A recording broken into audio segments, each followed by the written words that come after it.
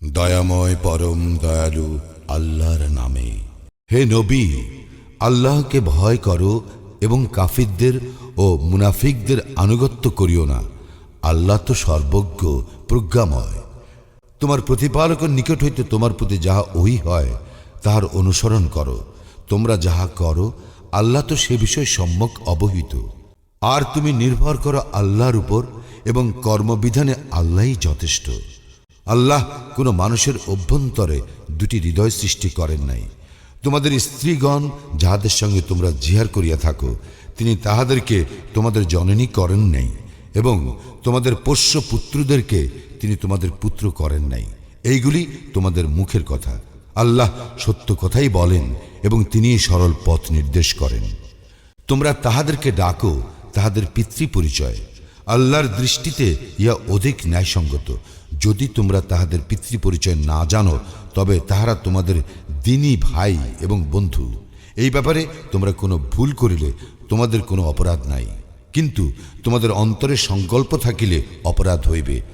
আর আল্লাহ ক্ষমাশীল পরম দয়ালু। নবী মুমিনদের নিকট তাহাদের নিজেদের অপেক্ষা ঘনিষ্ঠতর এবং তাহার পত্নীগণ তাহাদের মাতা।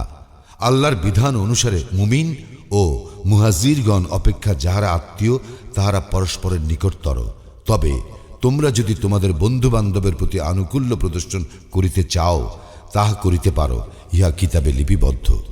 স্মরণ করো যখন আমি নবীদের নিকট হইতে অঙ্গীকার গ্রহণ করিয়াছিলাম এবং তোমার নিকট হইত এবং নূহ, ইব্রাহিম, মূসা ও মারিয়াম তনয় ঈসার নিকট হইত তাহাদের নিকট হইতে গ্রহণ করিয়াছিলাম দৃঢ় অঙ্গীকার।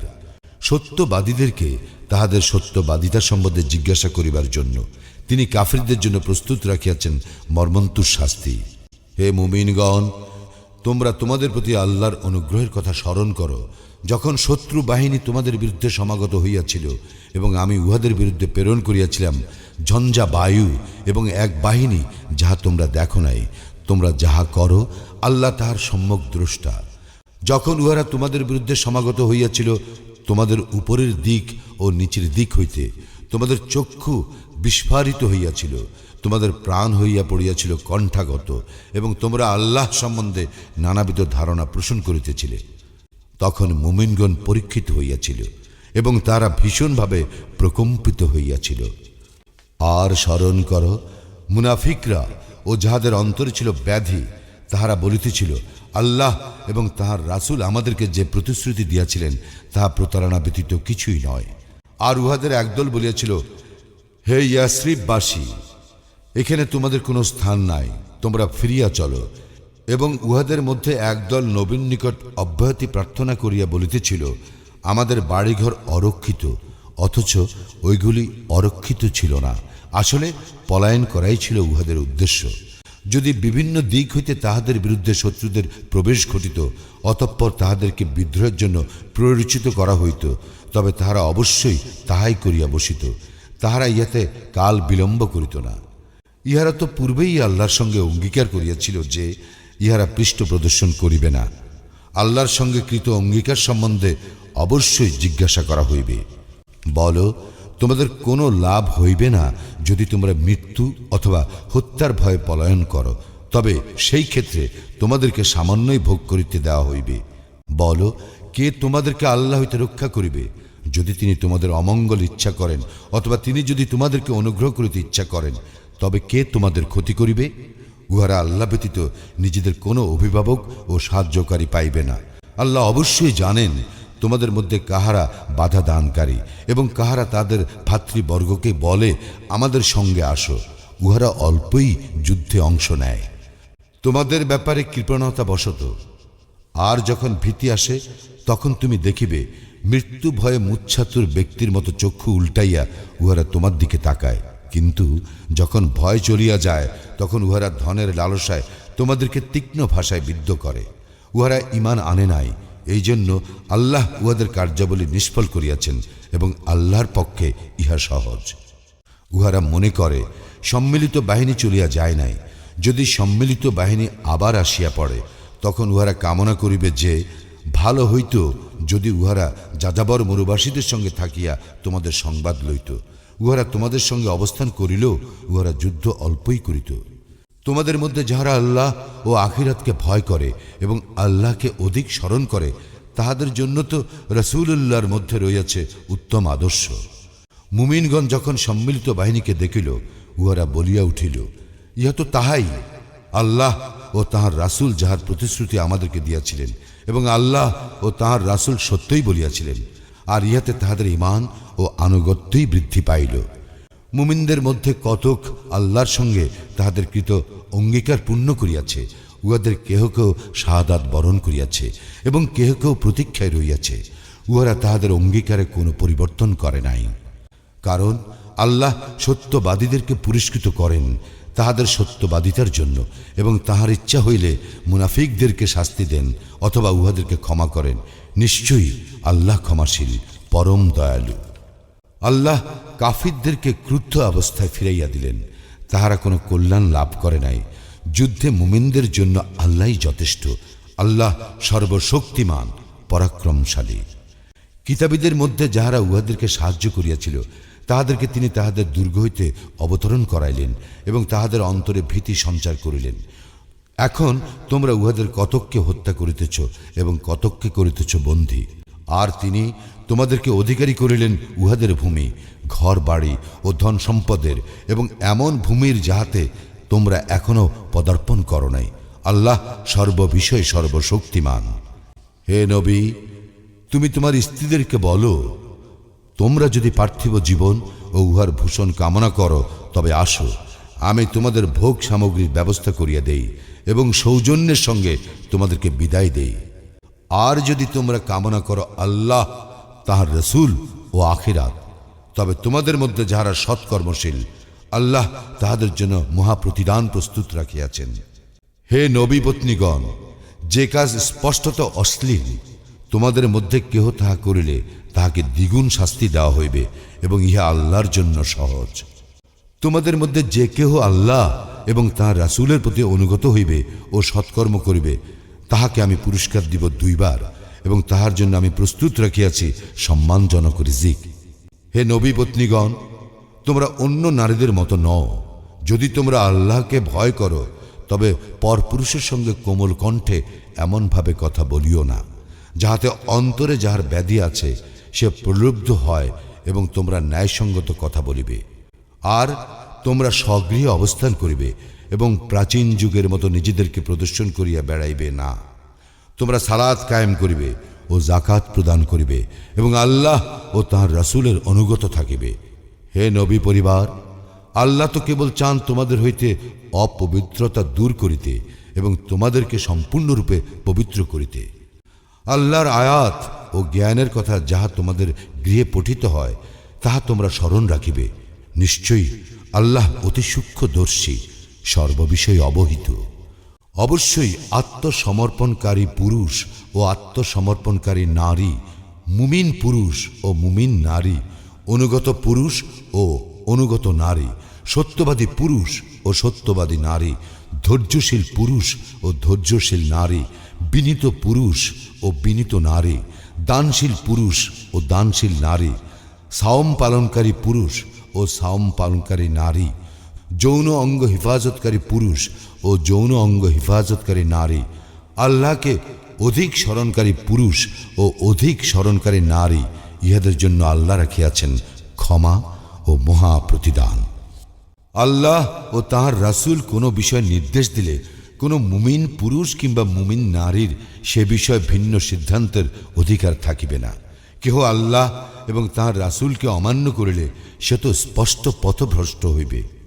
স্মরণ করো, আল্লাহ যাহাকে অনুগ্রহ করিয়াছেন এবং তুমিও যাহার প্রতি অনুগ্রহ করিয়াছ, তুমি তাহাকে বলিতেছিলে, তুমি তোমার স্ত্রীর সঙ্গে সম্পর্ক বজায় রাখো এবং আল্লাহকে ভয় করো। তুমি তোমার অন্তরে যাহা গোপন করিতেছ, আল্লাহ তাহা প্রকাশ করিয়া দিতেছেন।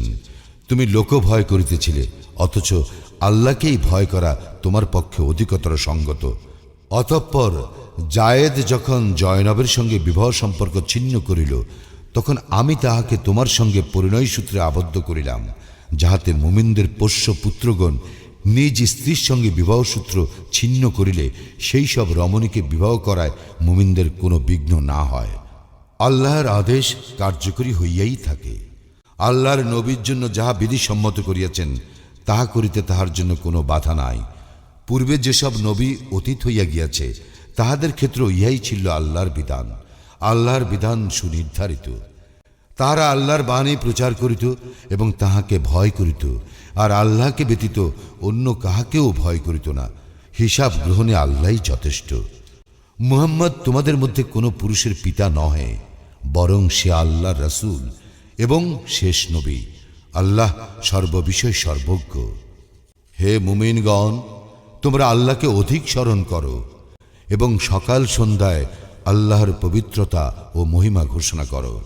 তিনি তোমাদের প্রতি অনুগ্রহ করেন এবং তাঁর ফেরেশতাগণও তোমাদের জন্য অনুগ্রহ প্রার্থনা করে, অন্ধকার হইতে তোমাদেরকে আলোকে আনিবার জন্য, এবং তিনি মুমিনদের প্রতি পরম দয়ালু। যেদিন তারা আল্লাহর সঙ্গে সাক্ষাৎ করিবে সেদিন তাহাদের প্রতি অভিবাদন হইবে সালাম। তিনি তাহাদের জন্য প্রস্তুত রাখিয়াছেন উত্তম প্রতিদান।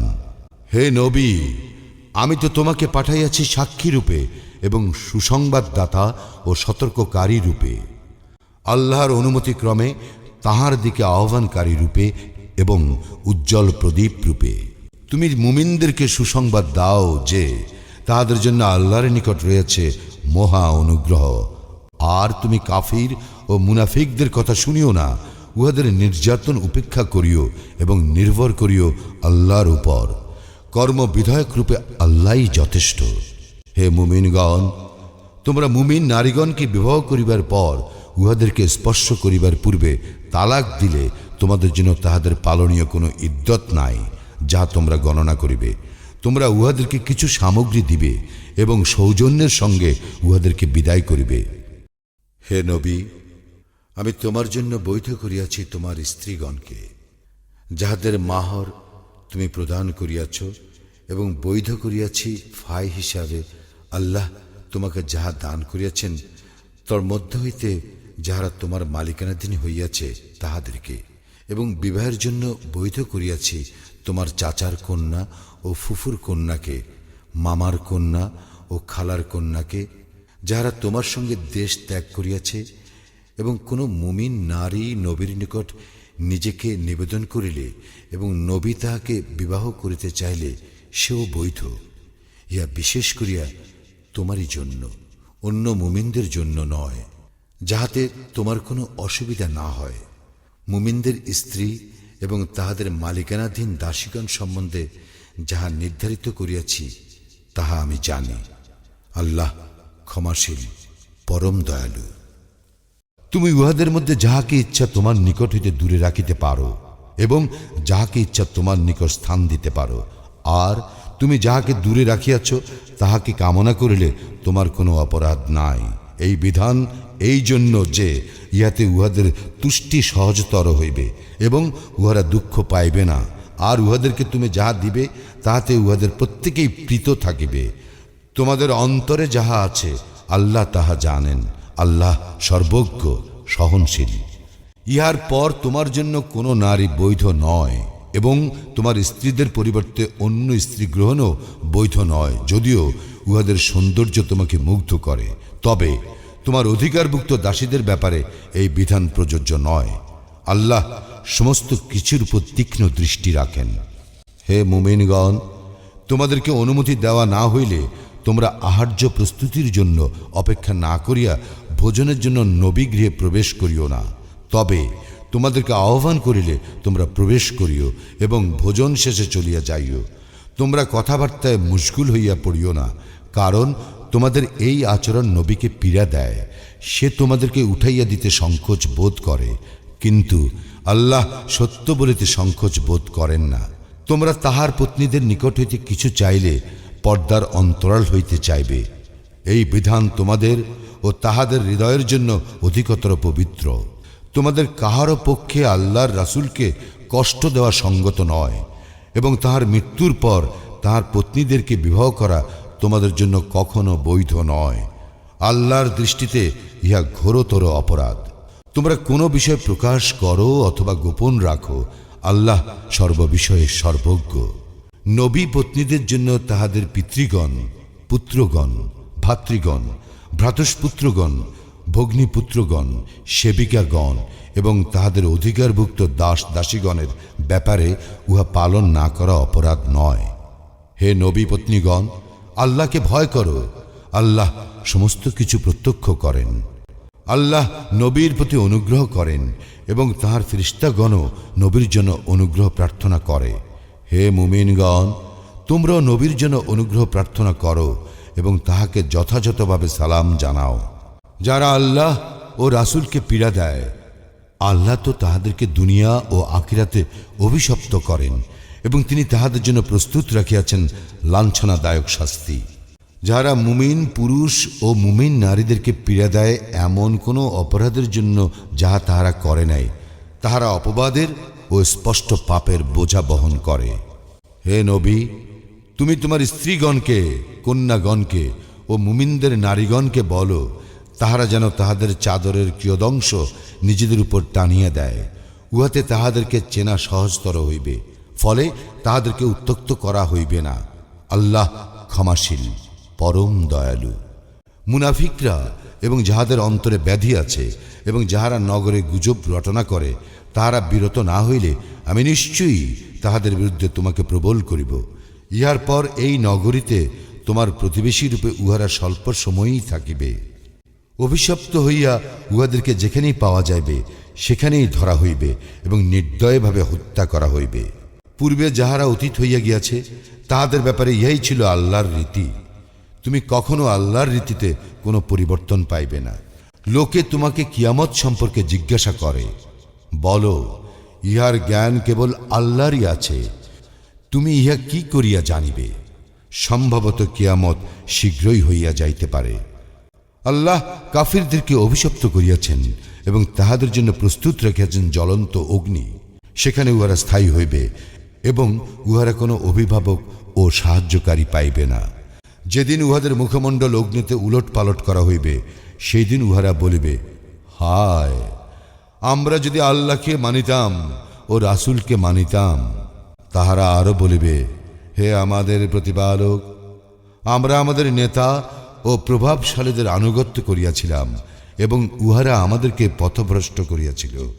হে আমাদের প্রতিপালক, উহাদেরকে দ্বিগুণ শাস্তি দাও এবং উহাদেরকে দাও মহা অভিসম্পাদ।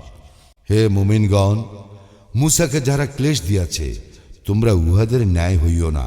উহারা যাহা রটনা করিয়াছিল, আল্লাহ উহা হইতে তাহাকে নির্দোষ প্রমাণ করেন এবং আল্লাহর নিকট সে মর্যাদাবান। হে মুমিনগণ, আল্লাহকে ভয় করো এবং সঠিক কথা বলো, তাহলে তিনি তোমাদের জন্য তোমাদের কর্ম ত্রুটিমুক্ত করিবেন এবং তোমাদের পাপ ক্ষমা করিবেন। যাহারা আল্লাহ ও তাঁর রাসূলের আনুগত্য করে, তাহারা অবশ্যই মহা সাফল্য অর্জন করিবে। আমি তো আসমান ও জমিন ও পর্বতমালার প্রতি এই আমানত পেশ করিয়াছিলাম। উহারা ইহা বহন করিতে অস্বীকার করিল এবং উহাতে শঙ্কিত হইল, কিন্তু মানুষ উহা বহন করিল। সে তো অতিশয় জালিম, অতিশয় অজ্ঞ। পরিণামে আল্লাহ মুনাফিক পুরুষ ও মুনাফিক নারী এবং মুশরিক পুরুষ ও মুশরিক নারীকে শাস্তি দিবেন এবং মুমিন পুরুষ ও মুমিন নারীকে ক্ষমা করিবেন। আল্লাহ ক্ষমাশীল, পরম দয়ালু।